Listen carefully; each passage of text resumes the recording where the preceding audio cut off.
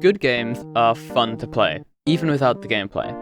Now this may sound a bit weird, but give me a second to explain what I mean. Look at a game like Enter the Gungeon. Take out the enemies, items, rooms, and health bar, and all you're left with is the player and their guns. The game is still fun to play. My interest is maintained even though there's nothing to do. There must be some sort of addictive chemical oozing out of your monitor just begging you to mess around for hours on end.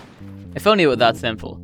Today I'm going to take you on an adventure to learn what makes games fun before the content is added. So here we have a test scene. Classic developer setup.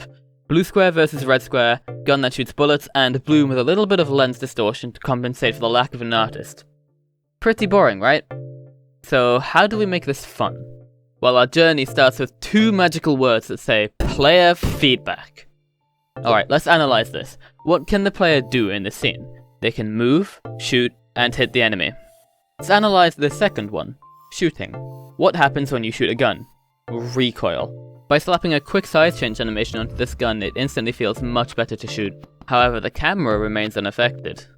Using this little script for screen shake that I've passed down many projects, we can now make the gun feel like a gun. Quick side note, the base position in this script should be changed if the camera moves.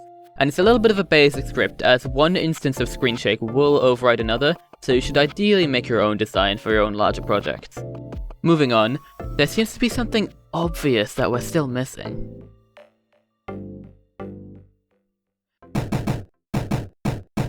Much better. Using a program called Lab Chirp, I generated a sound effect and slapped it into the scene without any need for pesky sound engineers or dodgy looking websites. I made sure the sound is nice and punchy, but doesn't last too long for that feeling of an immediate impact. Look how much fun this blue cube is having. Now it's really starting to feel like we're playing a game. The next little trick I'm going to show you is probably one of my favorites, the white flash. Now in this code, I'm adjusting the color value of the sprite renderer.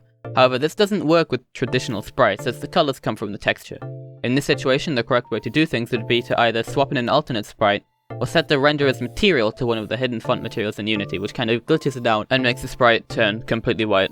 This, plus an extra little sound effect, makes the impact of the bullet so much more satisfying and impactful. One thing to keep in mind when adding all this polish is when to stop.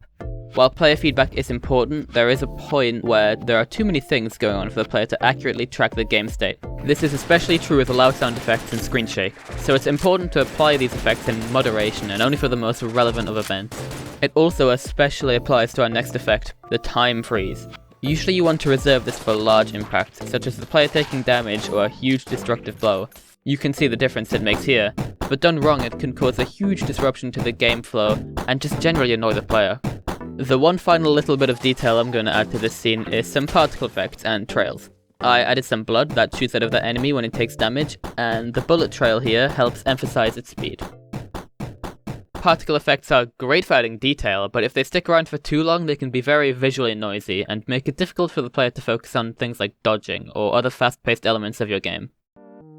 If we zoom out on this scene, we can tell just how much more fun it feels to play around with than before, and it could definitely provide a foundation to some solid engaging gameplay.